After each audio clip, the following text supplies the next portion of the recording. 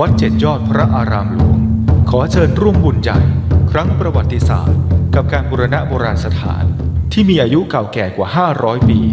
เป็นวัดที่พระเจ้าติโลกราชกษัตริย์ล้านนาแห่งราชวงศ์มังรายทรงสร้างขึ้นและยังเป็นสถานที่สำคัญในการทำสังคายนาพระไตรปิฎกครั้งที่8ของโลกซึ่งการบูรณะในครั้งนี้วัดเจ็ดยอดพระอารามหลวงร่วมกับสำนักศิลปากรที่7เชียงใหม่กรมศิลปากรได้จัดให้มีการบูรณะโบราณสถานทั่วบริเวณวัดกว่า9จุด12รายการจึงขอเชิญชวนพุทธศาสนิกชนผู้มีจิตศรัทธาทุกท่านมาร่วมบุญใหญ่ครั้งประวัติศาสตร์ซึ่งโอกาสบุญในครั้งนี้500 ปีจะมีเพียงครั้งเดียวโดยสามารถร่วมบุญได้ที่บัญชีวัดเจ็ดยอดพระอารามหลวงเพื่อการบูรณะโบราณสถานเลขที่บัญชี839-222-7594 ธนาคารไทยพาณิชย์สาขานิมมานเหมินหรือติดต่อสอบถามเพิ่มเติมได้ที่ Facebook วัดเจ็ดยอดพระอารามหลวงโทร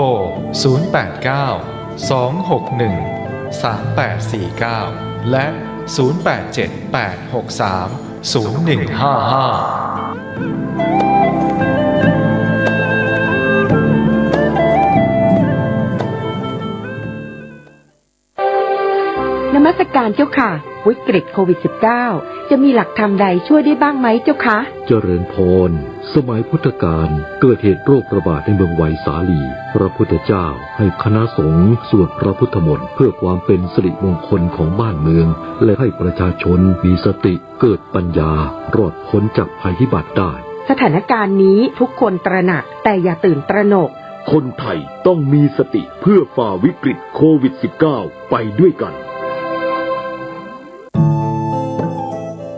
ท่านกำลังติดตามรับฟังสถานีวิทยุกระจายเสียงพระพุทธศาสนาแห่งชาติและสังคม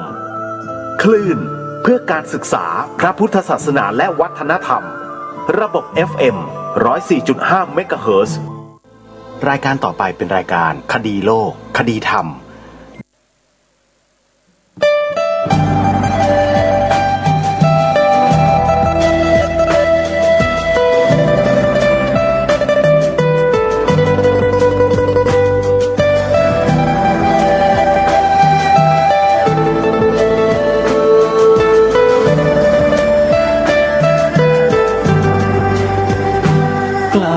คิด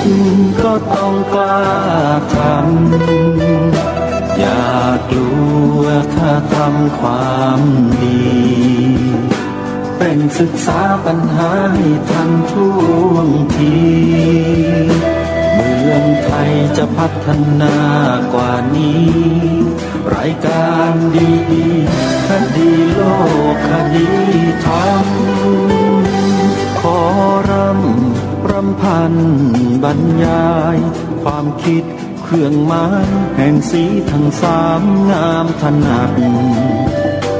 ขาวคือบริสุทธิ์สีสวัสดิ์หมายพระไตรรัตน์และธรรมะคุ้มจิตไทยแดงคือโลหิตเราใสซึ่งยอมสละได้เพื่อรักษาชาติศาสนาน้ำเงินคือสีโสภาอันจอมประชาถ้าโปรดเป็นของส่วนองค์จับริ้วเข้าเป็นไตรรงค์จึงเป็นสีธงที่รักแห่งเราชาวไทยทหารอวตารนำไปยงยุทธวิชัยวิชิตก็ชูเกียรติสยามประเทศไทยที่เจริญมั่นคงมาได้จนถึงทุกวันนี้มิได้เกิดขึ้นจากความหวาดกลัวอย่างคลาดเขลาแต่บรรพบุรุษไทยของเราทุกยุคทุกสมัยล้วนแต่มีความกล้าหาญและชาญฉลาดปกป้องเอกราชสร้างชาติให้เกิดความมั่นคงโดยมีธงแห่งพระไตรรัตน์เป็นเครื่องนำชัยจึงเป็นที่มาที่ไปของรายการคดีโลกคดีธรรม ก็ต้องกล้าทำอย่ากลัวถ้าทำความดีเร่งศึกษาปัญหาให้ทันท่วงทีเมืองไทยจะพัฒนากว่านี้รายการดีๆคดีโลกคดีธรรมรายการดีๆคดีโลกคดีธรรม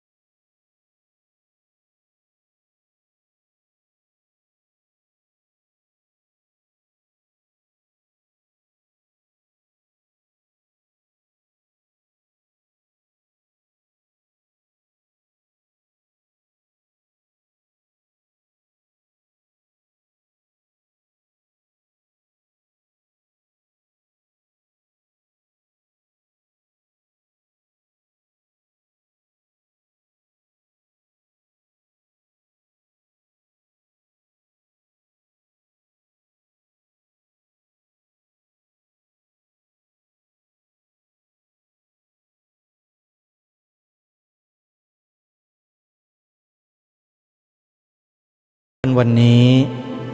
วันขึ้น5 ค่ำเดือน10วันนี้ตรงกับวันเสาร์ที่11กันยายนพระพุทธศักราช2564รายการคดีโลกคดีธรรมมาพบกับท่านผู้ฟังเป็นปกติทุกวันจันทร์ถึงวันศุกร์และวันเสาร์อาทิตย์รายการคดีโลกคดีธรรมออกอากาศทางสถานีวิทยุแห่งนี้ท่านผู้ฟังที่มีความสนใจจะติดตามรับฟังรายการนี้ให้ต่อเนื่องท่านสามารถดาวน์โหลดแอปพลิเคชันเพื่อติดตามรับฟังรายการนี้ได้เป็นประจำทุกวันโดยท่านสามารถดาวน์โหลดแอปพลิเคชันที่มีชื่อว่าสมาพันธ์สื่อวิทยุพระพุทธศาสนาอาเซียนไว้ในโทรศัพท์มือถือของท่านในปัจจุบันนี้โทรศัพท์ระบบ Android จะสามารถดาวน์โหลดแอปพลิเคชันนี้ได้เพียงระบบเดียวส่วนระบบ iOS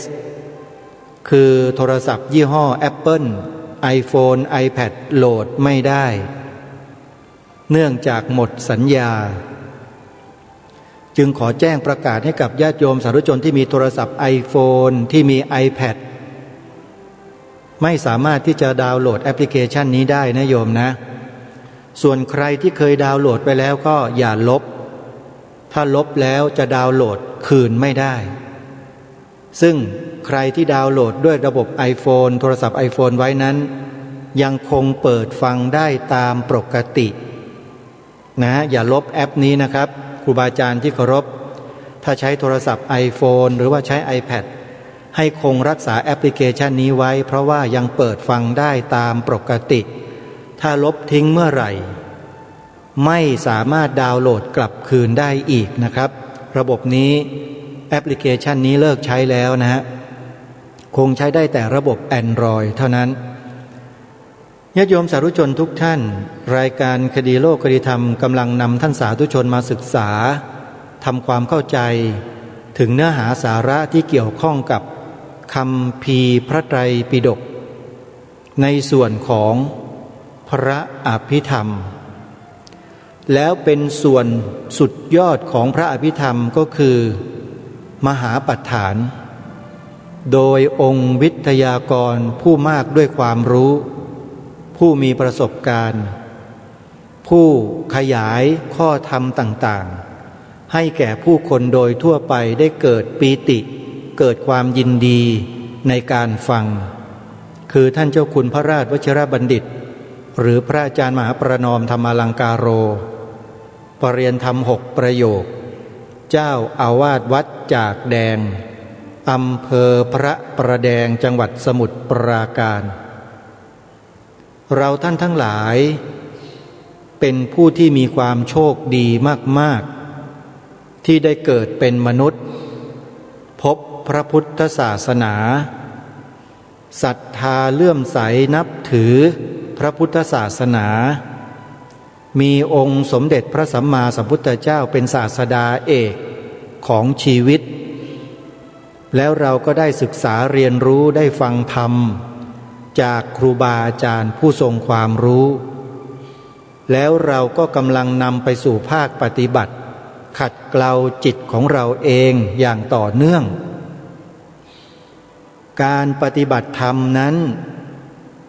เราสามารถปฏิบัติได้ตลอดเวลาเพราะการกำหนดรู้ดูอาการรูปนามนั้นไม่ได้จำกัดไว้ที่รูปแบบใดรูปแบบหนึ่งหรือไม่ได้จำกัดไว้ที่คำบริกรรมใดบริกรรมหนึ่งทั้งสิ้นองค์สมเด็จพระสัมมาสัมพุทธเจ้าทรงตรัสกำหนดรูปแบบวิธีการไว้สมบูรณ์แล้วแต่ครูบาอาจารย์ของเรารุ่นหลังๆท่านมีความเมตตามีความกรุณาต่อพวกเราซึ่งเป็นผู้โง่เขลาเนี่ยให้ได้หลักในการจับในการยึดเอาไว้ในเบื้องต้นจึงได้สร้างคำบริกรรมขึ้นมาให้แก่พวกเราได้ฝึกฝนอบรมตนในเบื้องต้นเท่านั้นแหละพอเราฝึกฝนอบรมตนไปได้สักระยะหนึ่งสภาวะธรรมลึกๆมันเกิดขึ้นมาเนี่ยทุกคนก็จะทิ้งคำบริกรรมไปโดยปริยายโดยอัตโนมัติอย่าไปยึดถือสิ่งเหล่านั้นให้รู้ว่าเป็นเพียงแค่บัญญัติธรรมเฉยๆเมื่อเราเข้าถึงสภาวะปรมัตถ์แล้วตัวบัญญัติธรรมทั้งหลายมันก็จะถอนก็จะหลุดออกไปโดยธรรมชาติของมันใครที่ไปยึดถือว่าสายโน้นสายนี้ดีสายนั้นไม่ถูกสายนั้นผิดพวกนี้ไม่ใช่นักปฏิบัติธรรมหรอกเป็นนักวิพากษ์วิจารณ์ดีแต่พูดไม่มีสายไหนดีหรือไม่ดีหรืออะไรทั้งนั้นแหละทุกสายปฏิบัติตามคำสอนของพระพุทธเจ้าทั้งหมดเลย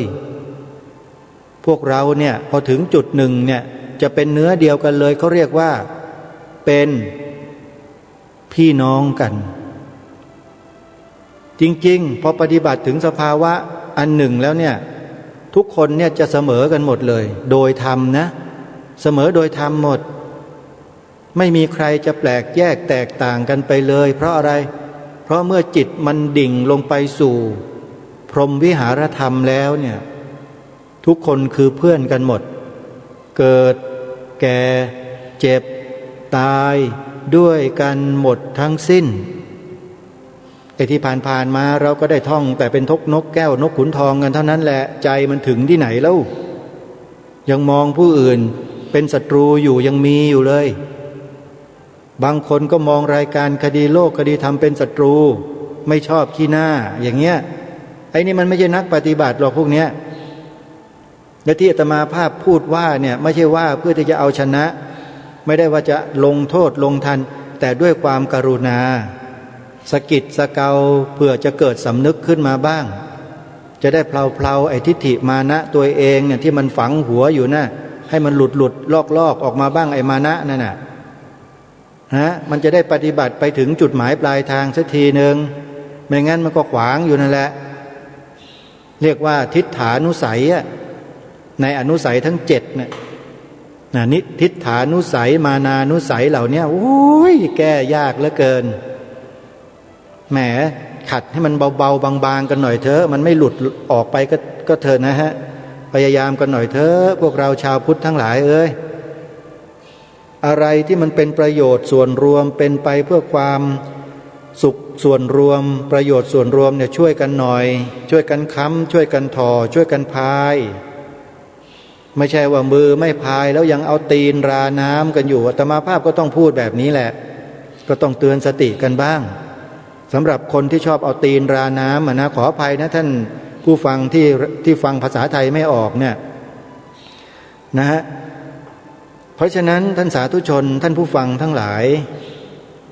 เราอย่าคิดว่าเราหรือว่าครูบาอาจารย์ของเรานั้นเหนือกว่าพระพุทธเจ้าเด็ดขาดอย่าเชียวนะจิตใจทุกคนเนี่ยต้องมุ่งตรงสู่องค์สมเด็จพระสัมมาสัมพุทธเจ้าให้ได้นะแล้วเราไม่เคยลบหลู่ครูบาอาจารย์ไม่เคยลบหลู่พ่อแม่ผู้มีพระคุณไม่มีถ้าเราหัวใจถึงพระพุทธเจ้าแล้วเนี่ยความอกตัญญูจะไม่เกิดเลยจะมีแต่ความกตัญญูกตเวทีต่อทุกสรรพสิ่งด้วยซ้ำไปนี่คือเรื่องจริงแต่ต้องปฏิบัติให้มันเข้าถึงนะให้ถึงสภาวะบางสิ่งบางอย่างแล้วจิตมันจะโน้มลงเหมือนกับรวงข้าวที่มีคุณภาพเม็ดอวบเม็ดโตมันจะมีลักษณะโน้มลงสวยงามมากแต่ถ้าพวกข้าวรีบแบนๆไม่มีเนื้อเนี่ยมันจะชูช่ออยู่อย่างนั้นแหละเหมือนคนที่มันมีมานะทิฏฐิแหมพอได้ยศหน่อยมีตำแหน่งหน่อยพอร่ำรวยขึ้นมาหน่อยมองไม่เห็นหัวคนอื่นเขาแล้ว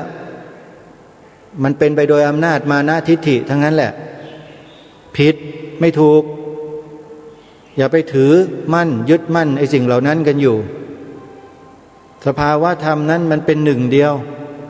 เกิดขึ้นตั้งอยู่ดับไปเหมือนกันหมดอุปาทักถีติพังคักเหมือนกันทุกคนเสมอกันด้วยข้อนี้เข้าให้ถึงพวกเราต้องเข้าให้ถึงข้อนี้ให้ได้ทำความรู้ความเข้าใจสิ่งนี้ให้ชัดแล้วมันจะเพิกถอนไอ้ตัวสักกายทิฏฐิอัตตาตัวตนตัวนี้ออกไปจบแค่นั้นแหละทุกคนก็เดินไปอย่างเสมอกันได้นี่แหละเขาเรียกว่าอะไรเรียกว่าประชาธิปไตยโดยแท้อยู่ตรงนี้ไม่ใช่ประชาธิปไตยปลอมๆประชาธิปไตยอะไรต่างๆที่ว่ากันอยู่นั้นไม่ใช่ประชาธิปไตยที่มันเจือไปด้วยกิเลสตัณหามานะทิฏฐิไม่มีประโยชน์เดี๋ยวมันก็ไปทะเลาะกันฆ่ากันทำลายล้างกันอยู่นั่นแหละไม่จบไม่สิ้นเห็นไม่จบไหมนั่นน่ะประชาธิปไตยที่เรียกร้องกันอยู่มันจบไหมไม่จบเพราะอะไรเพราะไม่รู้จักประชาธิปไตยที่แท้จริงประชาธิปไตยเนี่ยที่เขาเรียกร้องกันเพื่ออะไรเพื่อให้เกิดสิทธิเสรีภาพอันบริบูรณ์ถูกไหมพวกนี้ไม่รู้จักกันหรอกสิทธิและเสรีภาพบริบูรณ์นั้นน่ะองค์สมเด็จพระสัมมาสัมพุทธเจ้าทรงค้นพบมาตั้ง 2,600 กว่าปีแล้วแต่คนในปัจจุบันเนี่ยไม่เอาใจใส่เองไม่ขวนขวายศึกษาเรียนรู้ทำความเข้าใจให้ถ่องแท้เองแล้วก็มาเรียกร้องกันอยู่นั่นน่ะเรียกร้องไปหาพระแสงด้ามงาอะไรกันมันไม่ได้ประโยชน์เพราะอะไรเพราะประชาธิปไตยในจิตใจมันยังไม่เกิดแล้วมันจะไปเรียกร้องหาพระแสงด้ามงาอะไรกันอยู่ใช่ไหมพูดแบบนี้พวกนักประชาธิปไตยทั้งหลายก็ไม่ค่อยชอบอาตมาหรอกรู้แต่ให้รู้ไว้เถอะเรียกร้องในสิ่งที่มันไม่ควรเรียกร้องประชาธิปไตยมันอยู่ข้างในจิตไม่ได้อยู่ข้างนอกนะทำประชาธิปไตยในจิตใจให้เกิดขึ้นเถอะแล้วทุกคนจะอิสระเสรีอย่างแท้จริงจริงๆนี่คือของจริงนะอิสระเสรีที่แท้จริงเลยแต่ที่เราเรียกร้องกันอยู่นั้นมันไม่ใช่ขอบอกได้คำเดียวว่าไม่ใช่อาตมาภาพก็ได้ติดตามข้อมูลติดตามสถานการณ์เหล่านี้มาเนี่ย40 กว่าปีแล้วโยมอาตมาภาพเกิดมาบนโลกใบนี้มัน50 กว่าปีแล้วนะไม่ใช่อายุน้อยๆนะโยมครึ่งค่อนชีวิตเข้าไปแล้วเพราะฉะนั้นประสบการณ์ความรู้ต่างๆที่สั่งสมมาโดยการหมั่นศึกษาหาข้อมูลเรียนรู้ดูฟังมาโดยตลอดเนี่ยมันสามารถวิเคราะห์ได้นะว่าอะไรเป็นอะไรอะไรที่ถูกต้องอะไรที่ยังไม่ถูกต้องอะไรที่ควรจะปรับปรุงอะไรที่ควรจะแก้ไขหรือไม่อย่างไรอาตมาภาพมองเห็นแต่โดยสรุปก็คือว่ายังไงก็ตามเถอะ โลกทั้งใบเนี่ยมันจะสงบร่มเย็นไม่ได้เลยถ้าขาดพุทธธรรมนี่คือบทสรุปแล้วก็เชื่อว่าผู้มีปัญญาผู้มีความเมตตากรุณามีจิตที่สะอาดเนี่ยจะยอมรับในข้อนี้ 100%ส่วนคนที่มีจิตใจยังไม่สะอาดก็ปฏิเสธพลวันอย่างกรณีที่รายการคดีโลกคดีธรรมพยายามจะบอกให้พวกเราได้ร่วมด้วยช่วยกันรักษาช่วยกันส่งเสริมช่วยกันยอยกพระพุทธศาสนาด้วยการกล่าวก็ดีทำก็ดีคิดก็ดีให้ศาสนาพุทธเป็นศาสนาประจำชาติไทยของเราไม่ว่าจะด้วยกรณีใดๆก็แล้วแต่ไม่ว่าจะโดยพฤตินัยหรือว่าโดยนิตินัยก็แล้วแต่ทำให้ได้เมื่อทำได้แล้วบ้านเมืองเราเนี่ยจะสงบร่มเย็นจะถูกบูรณาการไปด้วยหลักธรรมคำสอนขององค์สมเด็จพระสัมมาสัมพุทธเจ้าอย่างเต็มที่ความสงบร่มเย็นของบ้านเมืองความรู้รักสามัคคีของประชาชนในชาติก็จะกลับคืนมาเองแต่มันมีคนต่อต้านคัดค้านอยู่นั่นแหละพวกนั้นแหละคือพวกทำให้เสื่อมพระพุทธศาสนานั้นทำให้เจริญ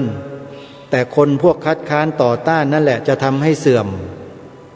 คนที่จะทำให้เสื่อมเหล่านี้เราลองคิดดูสิว่าเขาอยู่ในฐานะอะไรทำหน้าที่อะไรอยู่ในสังคมของเราปัจจุบันนี้และที่บ้านเมืองเราย่ำอยู่กับที่อย่างนี้อยู่ก็เพราะอะไรล่ะมันเจริญไปไม่ได้สักทีหนึ่งนะอันนี้ต้องขอฝากไว้ในตอนต้นรายการก่อนที่เราจะมาฟังสาระเนื้อหาที่ดีๆจากองค์วิทยากรที่ทางรายการได้น้อมนำมาเปิดให้กับพวกเราได้ฟังกันเรากำลังอยู่ในช่วงของการศึกษาเรียนรู้ทำความเข้าใจถึงเนื้อหาสำคัญของพระพุทธศาสนาเรียกว่าสำคัญที่สุดที่องค์สมเด็จพระสัมมาสัมพุทธเจ้าพระองค์นี้ตรัสรู้ก็ว่าได้เหนือกว่าธรรมจักรอีกโยมมหาปฐานเนี่ยขอบอกเป็นเนื้อหาที่มีความสุขุมคัมภีรภาพละเอียดลึกซึ้งไม่มีเทวดามารพรหมที่ไหนที่จะเข้าใจได้ง่ายๆนอกจากองค์สมเด็จพระสัมมาสัมพุทธเจ้าและเหล่าสาวกบางองค์เท่านั้นเช่นพระสารีบุตรนี่จะสามารถขยายความพระอภิธรรมของพระพุทธองค์เนี่ยให้จำแนกแจกแจงออกมาเป็นองค์ธรรมออกมาเป็นสัมปยุตเป็นวิปยุตต่างๆได้อย่างละเอียดละออมากบอกแล้วกับพวกเราว่าพระพุทธเจ้าพระองค์นี้เนี่ยของเราเนี่ยทรงเป็นพระพุทธเจ้าที่ทรงปัญญาธิกะคือยิ่งด้วยพระปัญญาพระพุทธเจ้าที่เป็นปัญญาธิกะจะตรัสรู้อภิธรรมนะโยมนะมีองค์เดียวเท่านั้นที่เป็นปัญญาธิกะเท่านั้นส่วนพระพุทธเจ้าที่ตรัสรู้แล้วเป็นสัทธาธิกะหรือวีริยาธิกะก็ตามจะไม่มีการถ่ายทอดหรือสอนเรื่องพระอภิธรรมไม่มีนะพวกเราเนี่ยโอ้โหโชคดีแบบชนิดพิเศษเลยเรียกว่า goodness เนี่ยโชคดีมากๆเลยพวกเราโชคดีจริงๆนะที่ได้ศึกษาเรียนรู้พระธรรมได้ฟังพระธรรมระดับสูงขององค์สมเด็จพระสัมมาสัมพุทธเจ้าพระองค์นี้นะอาตมาภาพก็อดที่จะกล่าวถึงตัวเองยินดีในตัวเองไม่ได้ว่าบวชมาตั้งแต่พรรษาแรกก็ได้เข้ามาได้มาสัมผัสได้มาศึกษาเรียนรู้พระอภิธรรมเลยเนี่ยเป็นความโชคดีของชีวิตจริงๆไม่มีอะไรที่จะเหนือกว่าสิ่งเหล่านี้อีกแล้วขอบอกถ้าใครไม่ได้เรียนไม่ได้เขียนไม่ได้อ่านไม่ได้ทำการคำนวณศึกษาค้นคว้าในพระอภิธรรมแล้วจะไม่เข้าใจในข้อนี้หรอกก็จะหาว่าอาตมาภาพเนี่ยโม้หาว่าพูดมากหาว่าอะไรต่างๆนานาเพราะไม่เข้าใจไม่เป็นไรอาตมาไม่ได้ว่าเลยก็เป็นเรื่องปกตินะโยมของผู้ที่ยังไม่เคยศึกษาเรียนรู้มาก่อนก็จะอาจมีความรู้สึกเช่นนั้นได้แต่ถ้าไม่มีก็ขออนุโมทนาสาธุด้วยนะโยมนะแม้แต่ค้างคาวในถ้ำ ฟังพระท่านสวดอภิธรรมอยู่ในถ้ำเสร็จแล้วก็ตกมาตาย500 ตัวตายเสร็จจุติทันทีก็ปฏิสนธิอยู่ในสวรรค์เทวโลกเลยข้างข่าวฟังอภิธรรมโยมลองคิดดูสิและไอ้มนุษย์อย่างเราเนี่ยดีกว่าข้างข่าวตั้งขนาดไหนอ่ะเกิดมาด้วยอโลภาเหตุอโทสะเหตุอโมหะเหตุแท้ๆถ้าตั้งใจฟังจริงๆโอ้โหสบายมากเลยในขณะที่ฟังอยู่นั้นนะถ้าจิตดับตอนนั้นละสวรรค์โดยส่วนเดียวเลยโยมไม่ต้องห่วงขึ้นไปรอพระสัมมาสัมพุทธเจ้าอีกพระองค์หนึ่งในภัตตกัปนี้ก็คือพระศรีอริยเมตไตรได้เลยและเมื่อพระองค์ทรงอุบัติขึ้นเราก็จะได้ฟังธรรมบรรลุกันระเนระนาดไปหมดเลยนี่มันต้องสั่งสมแต่ปัจจุบันนี้แหละคือต้องรู้จักศึกษาเรียนรู้พระธรรมคำสอนไม่ว่าจะข้อไหนอย่างไรก็ตามถ้ามีครูบาอาจารย์ผู้รู้ท่านได้สาธยายขยายความให้เราแล้วฟังเถอะดีจริงๆได้ประโยชน์มากมายทีเดียวเพื่อไม่ให้เป็นการเสียเวลาอาตมาภาพก็พูดมาเยอะแล้วเดี๋ยวไปฟังท่านเจ้าคุณพระราชวชิรบัณฑิตท่านได้กล่าวและได้พูดขยายความอธิบายถึงมหาปัฏฐานกันต่อในช่วงท้ายเหลือเวลาของเทปนี้นะเป็นตอนแรกเนี่ยอีกประมาณสัก10 กว่านาทีเท่านั้นแหละแล้วเดี๋ยวถ้าหากว่ามีเวลาเหลืออาตมาภาพก็จะมาสรุปตอนท้ายแล้วเดี๋ยววันพรุ่งนี้ฟังกันในตอนที่2ตอนที่3ตอนที่4ตอนที่5โดยลำดับต่อไปติดตามรับฟังพร้อมๆกันได้นะบัดนี้ทุกตัวอักษรในภาษาบาลีเนี่ยมีรหัสธรรมอยู่ข้างในทั้งหมดเมื่อมีรหัสธรรมเนี่ยเราถอดไม่เป็นเราจะเห็นไหมบัญญัติเราจะเห็นไหมปรมัตถ์ไม่เห็นในทุกตัวอักษรมีแต่เพียงคำแปลธรรมทั้งหลายรหัสธรรมคืออะไรไม่รู้ธรรมทั้งหลายในที่นี้ก็คือทุกขอริยสัจจะทุกขอริยสัจจะได้แก่อะไรขันธ์ทั้ง5ขันธ์ทั้ง5คืออะไรโลกียจิต81เจสิก51เป็นวิญญาณขันธ์เป็นนามขันธ์4รูป28เป็นรูปขันธ์พันเยธรรมมาได้อะไรขันธ์ทั้ง5เลยขันธ์ทั้ง5เป็นอะไรเป็นทุกขสัจจะขันธ์ทั้ง5เป็นทุกขสัจจะนั่นคือรหัสธรรมของเยธรรมมาเพราะฉะนั้นเวลาสวดเนี่ยเมื่อแปลเสร็จก็มีการถอดรหัสธรรมถอดรหัสธรรมเพื่อให้เกิดสุตตมยปัญญาจินตามยปัญญาและรหัสธรรมนั่นแหละคือวิปัสสนาภูมิเป็นอารมณ์ของวิปัสสนาเพราะฉะนั้นฟังไปสุตตมยปัญญาโสตวิญญาณจิตเกิดฟังแล้วสุตตมยปัญญาเกิดจินตามยปัญญาก็จะเห็นแจ้งภาวนามยปัญญาก็จะเกิดขึ้นตามลำดับเพราะฉะนั้นเนี่ยโบราณก็จะมีการถอดรหัสธรรมแต่รหัสธรรมนี้เราไม่มีการถอดขยายความฟังก็สักแต่ว่าฟังนะก็เลยไม่ได้อะไรนะได้อะไรได้บุญแต่อย่างน้อยได้บุญนะบอกว่าไม่ได้อะไรไม่ใช่ได้นะได้บุญที่เป็นญาณวิปยุตไม่ใช่บุญที่ประกอบด้วยปัญญาแต่วันไหนฟังแล้วถอดรหัสธรรมได้บุญนั้นเป็นญาณสัมปยุตบุญที่ประกอบด้วยปัญญาบุญที่แก้ปัญหาทุกอย่างได้อันนี้คือการฟังที่ให้เกิดปัญญาเกิดปิติพอเกิดปัญญาแล้วเนี่ยพอฟังแล้วเข้าใจเกิดอะไรขึ้นมันก็จะเกิดปีติพอปีติก็เกิดปัสสัทธิพอปัสสัทธิก็เกิดสุขแล้วหลังจากนั้นยกจิตขึ้นสู่วิปัสสนาเกิดการบรรลุมรรคผลนิพพานเพราะฉะนั้นก็คือต้องผ่าน1ผ่าน2ผ่าน3ตามลำดับขั้นพันเหตุปัจจโยที่นำมาสวดเมื่อกี้นี้นะก็พูดถึงเหตุปัจจโยพอสวดเสร็จแล้วถ้ามีเวลาน้อยเอาแค่นี้ปัจจัย24สวดกลับไปกลับมาว่าให้คล่องเลยคล่องขนาดไหนก็คือทั้งหมดเนี่ยเหตุปัจจโยอันนี้คือคำแปลก่อนหลังจากนั้นก็จะมีคำอธิบายพอฟังเฉพาะหัวข้อแล้วเข้าใจเป็นอุคติตันยูแต่ถ้ามีการแปลให้ด้วยอธิบายขยายความให้ด้วยเป็นวิปจิตันยูสวดเสร็จหัวข้อแสดงเสร็จแล้วมีอธิบายขยายความให้แล้วเข้าใจได้บรรลุเป็นวิปจิตันยูแต่หลังจากนั้นเอาไปลงมือปฏิบัติอย่างไงเนี่ยเหตุปัจจโยเนี่ยจะได้บรรลุมรรคผลนิพพานคนเราจะได้บรรลุตอนเกิดเนี่ยปฏิสนธิจิตต้องเป็นมหาวิบากจิตที่เป็นมหาวิบากญาณสัมปยุตก็คืออโลภเหตุอโทสะเหตุอโมหะเหตุประกอบในมหาวิบากญาณสัมปยุตเป็นติเหตุยังไงล่ะติเหตุอุกถาก็ได้ติเหตุติเหตุโอมกะก็ได้แต่ติเหตุอุกถานี่จะบรรลุเพราะฉะนั้นเนี่ยตอนปฏิสนธิเนี่ยเหตุเนี่ยคือติเหตุอโลภเหตุอโทสะเหตุอโมหะเหตุมีเกิดอยู่ในมหาวิปากจิตที่เป็นญาณสัมปยุตก็จะตรงนี้พออธิบายขยายความดึงเข้าสู่การปฏิบัติแล้วได้บรรลุเรียกว่าเนยยะ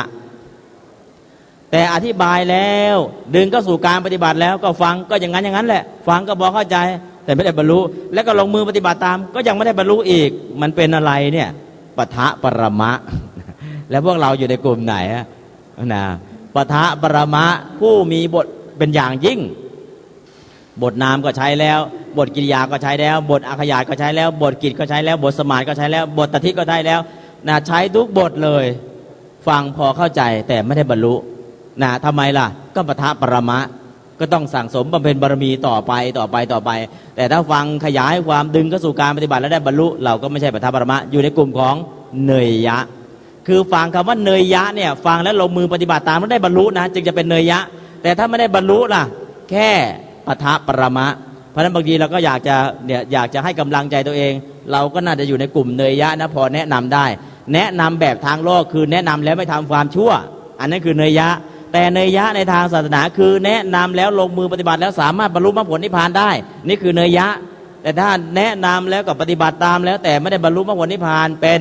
ปะทะปรมะในบุคคลประเภทที่4อุคติตัญญูฟังเฉพาะหัวข้อได้บรรลุวิปจิตัญญูแปลอธิบายขยายความได้บรรลุเนยยะชี้แจงวิธีการปฏิบัติดึงเข้าสู่การปฏิบัติชี้ให้เห็นว่าจะปฏิบัติอย่างนี้ลงมือไปอย่างนี้ปริยัติไปอย่างนี้ปฏิบัติอย่างนี้ปริยัติปฏิบัติเป็น2ปริยัติต้องรู้แผนผังแล้วก็ลงมือปฏิบัติไปแล้วก็ได้บรรลุอันนี้ก็คือเรียกว่าเนยยะแผนผังก็ให้แล้วลงมือก็ปฏิบัติแล้วนำก็นำปฏิบัติแล้วแต่ไม่ได้บรรลุเป็นอะไรปะทะปรมะเพราะฉะนั้นเนี่ยไม่ต้องไปเสียใจนะปะทะปรมะผู้มีบทเป็นอย่างยิ่งคือใช้บทไม่รู้กี่บทเราก็ไม่ได้บรรลุมรรคผลนิพพานก็ฟังพอไปงั้นแหละฟังพอเข้าใจเพราะฉะนั้นเนี่ยสวดแล้วจบแล้วไม่ได้บรรลุไม่ต้องซีเรียสเพราะอาตมาเองก็ไม่เข้าใจเหมือนกันว่ามันคืออะไรอย่างละเอียดแต่พอมาแจงพอเรียนไปเนี่ยคัมภีร์มหาประธานหลังจากที่อาตมาเรียนจบไปแล้วเนี่ยสอบผ่านไปแล้วมาเรียนใหม่อีก4 รอบเรียนจบแล้วสอบผ่านแล้วทั้งหมดเนี่ยเข้าใจแล้วมาเรียนใหม่อีก4 รอบแล้ววันหนึ่งเข้าไปหาอาจารย์ครับผมอยากจะขอสอนคัมภีร์มหาประธานผมเรียนจบผ่านแล้วสอบได้ใบประกาศแล้วก็เรียนใหม่อีก4 รอบขอสอนหน่อยได้ไหมครับอาจารย์ถามสอนเรียนมากี่รอบ4 รอบครับ4 รอบอย่าเพิ่งสอนแล้วเมื่อไรผมจะได้สอนครับต้องไปเรียนอีกคัมภีร์เนี่ย9 รอบอาจารย์จึงจะให้สอนช่วงที่อยู่ที่ย่างกุ้งอาจารย์ครับผมเรียนมาทั้ง4 รอบแล้วผมจำได้หมดเข้าใจหมดเนี่ยให้ผมสอนเถอะครับอาจารย์บอกว่ายังท่านไปเรียนมาอีก9 สำนักให้ครบ9 รอบ9 รอบวันไหนวันนั้นจะให้สอนคัมภีร์นี้บอกได้แค่4 รอบกลับเมืองไทยดีกว่าไม่สอนก็ไม่สอน จะฝึกสอนอยู่เรียนจบแล้วเข้าใจแล้วเนี่ยที่นู่นเขาไม่ให้สอนง่ายๆเพราะครูสอนเยอะถ้าครูสอนไม่มีคุณภาพนักศึกษาเหนื่อย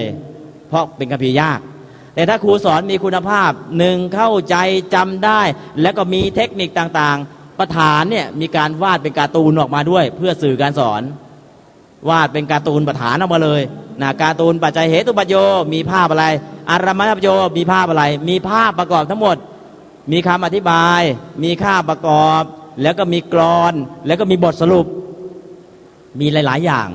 มีทั้งกราฟมีแต่คล้ายๆกับทุกอย่างแต่ยุคนี้ก็มีทั้ง PowerPoint มีทั้ง Mind Map มีทั้งสารพัดนั่นแหละแต่ขนาดนี้อาจารย์ก็ยังไม่ให้สอนบอกต้องเรียนสัก9 รอบคือประธานเนี่ยถ้าคนเรียนแบบนักวิทยาศาสตร์ดึงเข้าไปสู่ให้นักวิทยาศาสตร์เนี่ยเห็นได้อย่างกระจ่างชัดเลยบอกพระพุทธเจ้าเนี่ยลึกซึ้งขนาดนี้ลึกซึ้งจนคัมภีร์นักวิทยาศาสตร์เนี่ยอ้าปากค้างเลยคัมภีร์มหาประธานก็มีพระชาวเถรพม่าองค์หนึ่งชื่อว่าอูศีลานันทะเข้าไปสอนในองค์กรนาซาอยู่เป็นประจำตอนนี้ท่านมรณภาพแล้วนักวิทยาศาสตร์พอได้เรียนคัมภีร์อภิธรรมแล้วก็มาถึงคัมภีร์มหาประธานลางานออกจากองค์กรนาซา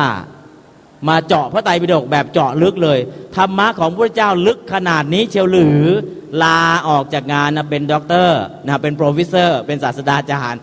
เรียนพระไตรปิฎกพอมาถึงอภิธรรมมาถึงคัมภีร์มหาประธานลาออกจากงานจากองค์กรนาซาขอลุยตรงนี้อย่างเดียวอันนี้คือตัวอย่างที่เกิดขึ้นจริงๆทำไมจึงบอกธรรมะนี่ขององค์สัมมาสัมพุทธเจ้าเนี่ยยิ่งกว่าวิทยาศาสตร์นักวิทยาศาสตร์มาศึกษาแล้วองค์ธรรมะของพระพุทธเจ้าเนี่ยเรายังค้นตามในนิดเดียว แต่พระพุทธเจ้าไปไกลแล้ววิทยาศาสตร์ยังตามหลังอันนี้คือนักวิทยาศาสตร์จากองค์กรนาซาเนี่ยออกมาพูดเองแล้วก็ลาออกจากงานแล้วก็ลงมือเรียนพระไตรปิฎกแบบเจาะลึกคือแปลเสร็จแล้วก็หาองค์ธรรมมาทุกคำแล้วก็กำลังศึกษากันอย่างจริงจังตั้งเป็นสมาคมติปิฎกะฟาวเดชั่นที่อเมริกาตั้งเป็นสมาคมเรียนพระไตรปิฎกกันเลยนะเรียนบาลีบินมาเรียนบาลีใหญ่ที่เมืองไทยด้วยมาขอเรียนบาลีกับอาตมาบาลีใหญ่นะบาลีชั้นสูงนะบาลีระดับแกรมแอดวานซ์เนี่ยมาขอเรียนบาลีเอาไปทำไมจะเจาะพระไตรปิฎกเพื่อศึกษาพระไตรปิฎกในขณะที่ทำงานอยู่ที่องค์กรนาซาเนี่ยมีพระไปสอนอภิธรรมมีพระไปสอนปฏิบัติแล้วก็ศึกษาแล้วมันเห็นว่าละเอียดลึกซึ้งมากก็เลยลงมือเข้ามาศึกษาลงมือเข้ามาปฏิบัติตอนนี้ลาออกจากงานตั้งใจเรียนแบบเจาะลึกจริงๆนะตอนนี้กำลังทำกันอยู่เพราะฉะนั้นจะเห็นว่าคัมภีร์มหาประฐานแบบวิทยาศาสตร์คัมภีร์มหาประฐานแบบชาวบ้านคัมภีร์มหาประฐานแบบนักวิชาการคัมภีร์มหาประฐานแบบนักปฏิบัติคุณจะเรียนคัมภีร์มหาประฐานแล้วคุณจะไปทางไหนอยากนักวิชาการก็เลยหาปัจจัยหาปัจจยุปปนธรรมหาปัจจนิกมาให้ครบนะถ้าคุณจะเอาไปปฏิบัติคุณก็เรียนดึงเข้าสู่การปฏิบัติโดยเฉพาะวิปัสสนาคุณจะเรียนแล้วเอาไปทางไหนหรือจะเอามารักษาโรคสวดเลยสาธยายทั้งบาลีและคำแปลสวดตลอดเวลาจนจิตมันสงบนิ่งจริงๆเลือดลมในร่างกายสะอาดหมดจดจะเอาอย่างนี้ก็ได้นะอันนั้นคือคัมภีร์มหาประฐานเพราะฉะนั้นวันนี้1สวดเฉพาะหัวข้อยังไม่ได้อธิบายขยายความนะแล้วก็ยังไม่ได้ยกอุปมาว่าเหตุปัจจโยเนี่ยมีตัวอย่างประกอบคืออะไรบ้างเดี๋ยวพรุ่งนี้จะมีภาพมาประกอบให้ดูเหตุปัจจโยมีภาพประกอบคืออารัมมณปัจจโยมีภาพประกอบคือจะมีภาพประกอบให้ทั้งหมดก่อนที่เจาะลึกรายละเอียดเราก็จะเห็นคัมภีร์มหาประฐานอย่างนี้ก็ได้อย่างนี้ก็ได้อย่างนี้ก็ได้นะแล้วเราก็จะได้เลือกเอามาใช้เป็นแล้วเราก็จะได้ประโยชน์มันเกิดประโยชน์จริงๆนะเพราะฉะนั้นวันนี้เอาธรรมะที่ลึกที่สุดยากที่สุดละเอียดที่สุดและเป็นธรรมะที่จะหายสาบสูญก่อนมาฝากศรัทธาญาติโยมสาธุชนแล้วถ้าใครอยากจะสวดนะสปีด128สปีด128ก็สามารถสวดได้วิธีการสวดสปีด128เนี่ยคือในขณะที่หายใจเข้าไม่ต้องหยุดสวดหายใจเข้าไปแล้วก็เสียงที่ออกมาเนี่ยต่อเนื่องแล้วก็ในขณะที่หายใจเข้าไปเนี่ยในขณะที่สูบหายใจเข้าไปนึกเสียงออกไปได้อย่างต่อเนื่องนะก็คือแต่องค์พระสัมมาสัมพุทธเจ้าไม่ต้องอาศัยลมหายใจอาศัยกระบังลมเพราะฉะนั้นเนี่ยสวดได้ตลอด24ชั่วโมงโดยที่ไม่ต้องหยุดใช้พุทธองค์แสดงอภิธรรมเนี่ยโดยเฉพาะคัมภีร์มหาประฐานเนี่ยใช้ระบบ High Speed แล้วก็ Non Stop High Speed คือสปีด128 Non Stop คือไม่ต้องหยุดสวดได้ตลอดเวลาเลยนะถ้าอยากเห็นสปีดนั้นนะเดี๋ยววันสุดท้ายจะได้สวดให้ดูพระสวดยังไงสวดทีเดียวจบไม่ต้องหายใจนะแต่ถ้าโยมไม่ต้องสวดมากนะเดี๋ยวหายใจไม่ทันเดี๋ยวเข้าห้อง ICU นะเพราะฉะนั้นวิธีการสวดมีอยู่นะสวดนี้ถ้าสวดทำนองมีทำนองพม่าทำนองลังกาทำนองไทยทำนองอีสานนะประฐานทำนองอีสานมีอีกนะญาติโยมเมื่อก่อนบ้านเราก็เรียนกันสวดกันนะเดี๋ยวจะอัดเสียงพระที่สวดที่วัดเนี่ยสวดประฐานทำนองอีสานสวดยังไงสวดประฐานทำนองพม่าสวดยังไงสวดประฐานเนี่ยมีหลายทำนองมากเลยนะแล้วก็สวดแบบที่พระพุทธเจ้าแสดงเนี่ยสวดอย่างไรก็จะได้เห็นวิธีการนี้สวดแบบพม่าสวดลังกาสวดแบบไทยสวดแบบอีสานสวดแบบกลางแล้วก็สวดแบบที่พระพุทธเจ้าได้สวดนะจะมีการสวดหลายทำนองมาสวดให้ดูซึ่งทำนองเหล่านี้ทั้งหมดอาตมาก็ได้ไปศึกษามาแล้วนะจะฟังเวอร์ชั่นไหนเวอร์ชั่นพม่าเวอร์ชั่นไทยเวอร์ชั่นอีสานนะมีให้ทุกเวอร์ชั่นในเรื่องของประฐานยากไหมยากแต่ส่วนแล้วทำให้สนุกได้ไหมสนุกได้ทำให้เกิดปัญญาได้ไหมเกิดได้ในเรื่องของคัมภีร์มหาประฐานแล้วก็ความลึกของคัมภีร์มหาประฐานเพราะฉะนั้นวันนี้เอาแต่เพียงแค่นี้ก่อนนะเป็นการโฆษณาประชาสัมพันธ์เรียกน้ำย่อยนะเผื่อว่าพรุ่งนี้จะได้มีมาสวดกันเยอะขึ้นนะอย่างสวดถ้าปล่อยออกหมดแล้วพรุ่งนี้ไม่มีคนมาสวดวันนี้เอาแค่เดิมออเดิมนะให้ดูว่าสวดอย่างไรแล้วได้อะไรบ้างในการสวดคัมภีร์มหาประฐานวันนี้การนำสวดสาธยายสวดจบจะว่าอุทเทศอย่างเดียวนะฮะก็พอสมควรแก่เวลาก็ขอความสุขสวัสดีและการเท่าถึงอาจถึงธรรมของพระสัมมาสัมพุทธเจ้าอย่างถูกต้องจงมีแด่ท่านผู้ฟังทุกท่านทุกคนเทอญ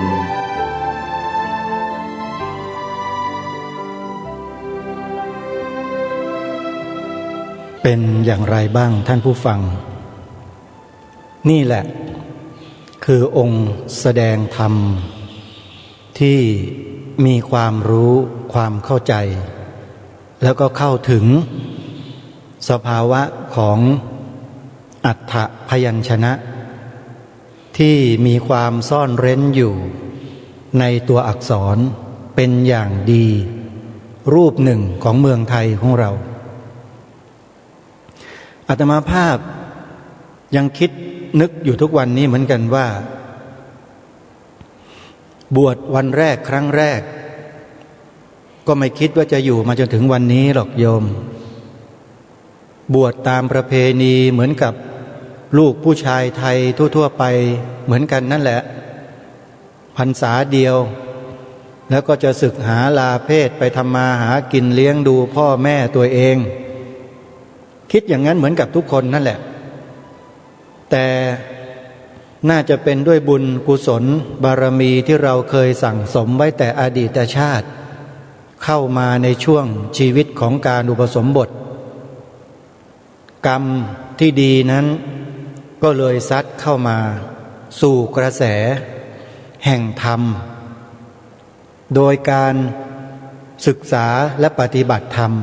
ในพระพุทธศาสนาและมันเป็นช่วงที่เหลืออยู่ของสำนักนั้นๆที่อาตมาภาพไปอยู่พอดีพอดิบพอดีเลยคืออุปสมบทปี19 มิถุนายนบอกกันตรงๆนะเปิดเผยกันเลยบวชเสร็จอยู่วัดได้ประมาณสักไม่กี่วันนะก็จะเข้าพรรษาแล้วเผอิญไปเจอทิศคนหนึ่งเขาลาสิกขาแล้วนุ่งขาวห่มขาวเดินจงกรมอยู่ในวัดที่ตนเองบวชอยู่เนี่ยอาตมาภาพนี่อุปสมบทหรือบวชที่พัทสีมาวัดหนองแหนตำบลหนองแหนอำเภอพนมสารคามจังหวัดฉะเชิงเทราเป็นลูกหลวงพ่อโสธรโยมหลวงพ่ออาตมาภาพคือหลวงพ่อใหญ่ที่กุฏิพระธรรมโกษาจารย์เนี่ยท่านเป็นพระมหาเถระผู้ใหญ่ที่มีผลงานเยอะมากมายในคณะสงฆ์ในยุคนั้นนะไม่มีใครที่ไม่รู้จักท่านหรอกพระธรรมโกษาจารย์ชอบอนุจารีมหาเถระราชบัณฑิตอันนี้อาตมาภาพก็ได้มีโอกาสอุปัฏวัฏฐากท่านตั้งแต่สมัยเป็นเด็กๆเล็กๆเป็นเด็กวัดอยู่สมัยนั้นมาเป็นพระก็ได้มีโอกาสได้เข้ามาอยู่ที่กุฏิของท่านในปัจจุบันนี้แหละได้มาถือครองมาดูแลอยู่ก็หลังจากอุปสมบทได้ไม่กี่วันก็เจอทิศนุ่งขาวห่มขาวเดินไปเดินมาเดินไปเดินมาอยู่2 วัน 3 วันก็สงสัยดิก็เลยเข้าไปถามว่าทิศเห็นเดินไปเดินมาอยู่2-3 วันแล้วทำไมไม่กลับบ้านกลับช่องศึกแล้วก็น่าจะกลับบ้านทิศก็เลยเล่าให้ฟังว่าเดินทำอะไรเดินทำไมเพื่ออะไรเท่านั้นแหละสนทนากันจนกระทั่งเกือบไม่ได้ฉันเพลในวันนั้นน่ะอาตมาภาพตั้งใจฟังอย่างดีแล้วเขาก็เอ่ยถึงวัดที่เขาไปอยู่มาพอได้ยินชื่อวัดนั้นแล้วมันคุ้นหูจำได้ทันทีเลยว่าลูกศิษย์วัดรุ่นพี่ที่อยู่ที่วัดปัจจุบันเนี้ยเคยไปบวชที่วัดนี้แล้วมาเล่าให้ฟังชื่อวัดเนี้ยติดหูมาโดยตลอดรุ่นพี่คนนี้ก็บอกว่าโอ้ยเคร่งชิบหายขออภัยนะที่ใช้คำนี้จริงๆเขาพูดแบบนี้พวกเด็กวัดก็พูดกันเนี่ยเคร่งชิบหายเลยวัดนี้โอ้ไม่ไหวเหนื่อยเขาว่างั้นแปลว่าเขาก็ไม่ค่อยมีบุญเท่าไหร่เขาไม่ค่อยชอบวัดที่มีความเคร่งครัดปฏิบัติแบบเข้มงวดเขาไม่ชอบแต่อาตมาภาพเนี่ยอาจจะเป็นเพราะว่านิสัยเราได้เป็นทหารมาก่อนก็เลยไม่ค่อยจะมีความรู้สึกว่าหนักหนาสาหัสอะไรนักเท่าไหร่หรอกเรื่องระเบียบวินัยเป็นคนที่ชอบระเบียบวินัยอยู่แล้วพอได้ยินทิศคนนี้เล่าให้ฟังนะที่วัดที่บวชเนี่ยก็เขาชักชวนบอกว่าไปไหมล่ะจะไปอยู่ไหมถ้าสนใจเดี๋ยวพาไปทิศคนนี้เอ่ยชื่อเลยก็ได้ทิศดุสิตชื่อดุสิตนะโยมนะ มันมีอะไรที่เกี่ยวข้องกันหลายเรื่องทั้งชื่อคนนี้ด้วยดุสิตอาตมาภาพก็มาให้ความสนใจหนังสือที่ชื่อดุสิตเหมือนกันดุสิตสมิทธแล้วก็ได้มาศึกษาบทพระราชพลเทศนาเสือป่าจนกระทั่งวันนี้มาเป็นรายการคดีโลกคดีธรรมวันนี้แหละเล่าไปเล่ามาเวลาใกล้จะหมดโยมพอตัดสินใจว่าจะไปแล้วคือใจเนี่ยไปแล้วโยมไปอยู่ที่วัดนั้นแล้วเอ่ยชื่อก็ได้วัดพนมพนาวาสตำบลคลองขุดอำเภอบ้านโพจังหวัดฉะเชิงเทราซึ่งก็อยู่ในจังหวัดเดียวกันนั่นแหละแต่อยู่คนละอำเภอวัดนี้เป็นวัดปฏิบัติวิปัสสนากรรมฐานเข้มข้นที่สุดในภาคกลางก็ว่าได้ระเบียบวินัยจัดมากกระดิกตัวกันแทบไม่ได้ว่างั้นเถอะทุกย่างก้าวทุกลีลาทุกระเบียดนิ้วทุกเวลาจะต้องตรงเป๊ะทุกอย่างเป็นการฝึกฝนอบรมตนที่ดีมากๆแต่เสียดายว่าอาตมาภาพไปจำพรรษาอยู่พรรษาที่1พรรษาที่2ปฏิบัติอย่างเข้มข้นตลอด2พรรษาพอออกจากที่นั่นมาก็ได้ข่าวว่ามีการยกเลิกระเบียบหลายๆอย่างการเรียนการสอนพระอภิธรรมก็ยกเลิกการปฏิบัติที่เข้มข้นก็ยกเลิกจนปัจจุบันนี้ไม่ทราบเหมือนกันว่าเป็นอย่างไรแต่ก็ดูเหมือนว่าวัดนี้เขาจะรอให้เราเข้าไปอยู่เพื่อฝึกฝนอบรมตนนะฮะอันนี้เข้าข้างตัวเองนิดหนึ่งมีความรู้สึกอย่างนั้นน่ะพอเราออกมาจากนั่นทุกอย่างก็ดรอปลงมาโดยลำดับนะดรอปลงมาเลยอาตมาภาพก็มาต่อยอดที่วัดมหาธาตุยุวราชรังสฤษฎ์แห่งนี้แหละมาเรียนชั้นมัชฌิมตรีมัชฌิมโทมัชฌิมาเอกมหาตรีมหาโทมหาเอกจนกระทั่งจบส่วนวิปัสสนากรรมฐานก็อาศัยแรงศักดิ์ที่เราเคยภาวนามาโดยตลอด2พรรษาเนี่ยมาใช้ในชีวิตประจำวันอยู่ตลอดเวลาคือกำหนดรู้ดูจิตของตัวเองดูจิตตัวเองในขณะที่ตาหูจมูกลิ้นกายใจมันกระทบต่ออารมณ์สติเราก็จะมาทันทีบางทีสติมาไวกว่าอารมณ์ก็มีคือฝึกอยู่อย่างเนี้ยฝึกตัวเองอยู่อย่างนี้เพื่อให้เท่าทันต่ออารมณ์ทั้งหลายเพราะนั่นคือเหตุและปัจจัยที่เป็นเครื่องปรุงแต่งแล้วดึงเอาอนุสัยทั้งหลายทั้งปวงออกมาแสดงฤทธิ์แสดงเดชที่มนุษย์ปุถุชนทั่วๆไปที่ไม่ได้มีการศึกษาเรียนรู้ไม่เคยผ่านการปฏิบัติมาจะไม่รู้จักสิ่งเหล่านี้เลยทั้งที่อยู่ในชีวิตตัวเองแท้ๆสัมผัสมันอยู่ทุกวันแต่ไม่รู้จักมันเมื่อไม่รู้จักมันก็จับมันไม่ได้เมื่อจับมันไม่ได้ก็ปล่อยให้มันขี่คอตัวเราเองใช้เราอยู่ตลอดเวลาสิ่งนั้นคือกิเลสนี่ไงนี่แหละคือสิ่งที่เราทุกคนจะต้องกำจัดให้สิ้นซากไปจากจิตใจเราให้มากที่สุดขอย้ำว่าถึงแม้ว่ามันจะไม่หมดแต่ขอให้มันเบาบางให้มันเหลือเบาบางมากที่สุดอย่าให้มันมีกำลังมาครอบงำจิตเราให้เราคิดพูดทำที่เป็นไปในทางทุจริตอย่าให้มันครอบงำเราอย่างนั้นละเอียดมากเรื่องนี้ละเอียดจริงๆถ้าไม่กำหนดไม่รู้ไม่ดูอาการอย่างต่อเนื่องจะไม่เข้าใจจะไม่รู้จักมันเลยเพราะฉะนั้นท่านสาธุชนทั้งหลายการที่รายการคดีโลกคดีธรรมได้นำเสียงบรรยายของท่านเจ้าคุณพระราชวชิรบัณฑิตหรือพระอาจารย์มหาประนอมธรรมลังการโรรูปนี้มาเปิดในรายการเนี่ยเพราะเห็นว่าญาติโยมสาธุชนเราท่านทั้งหลายนั้นยังไม่ได้ฟังสิ่งเหล่านี้กันมาก่อนจากครูบาอาจารย์รูปใดเลย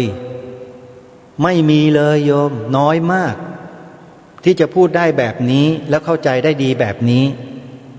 อาตมาภาพนั้นฟังติดตามและดูผลงานของท่านเจ้าคุณรูปนี้มานานมาก เพราะสหธรรมิกของท่านเป็นพระอาจารย์สอนบาลีใหญ่อาตมาภาพเอง ก็คือท่านพระอาจารย์มหาสมปองมุทิโตวัดวิหารธรรมที่ตำบลโสมเยี่ยมอำเภอน้ำโสมจังหวัดอุดรธานีนั่นแหละอาจารย์บาลีใหญ่ของอาตมานั่นน่ะอาจารย์มหาสมปองอ่ะท่านพระอาจารย์มหาสมปองก็เป็นอีกแนวหนึ่งที่ท่านเทศแสดงกับชาวบ้านให้ฟังเข้าใจง่ายๆกับท่านพระครูจริยสารธรรมโยมฟังเถอะ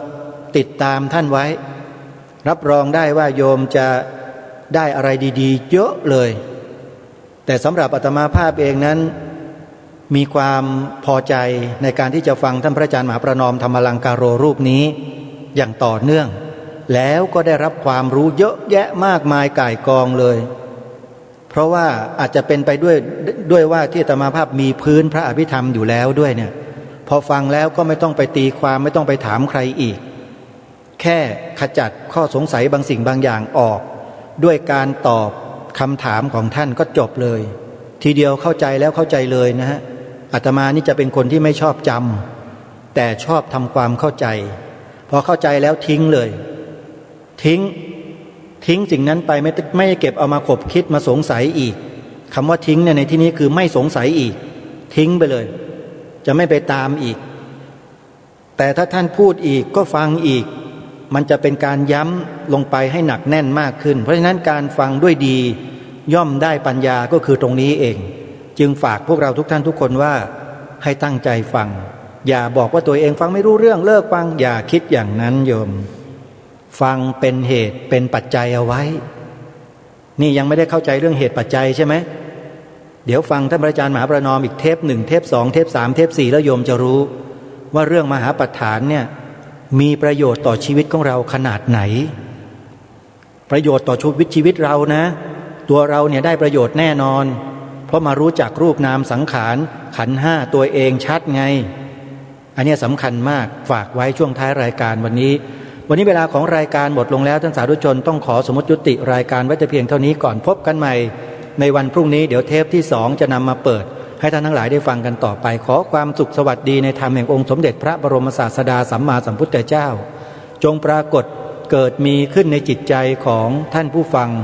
ทุกท่านทุกคนเทอญขอเจริญ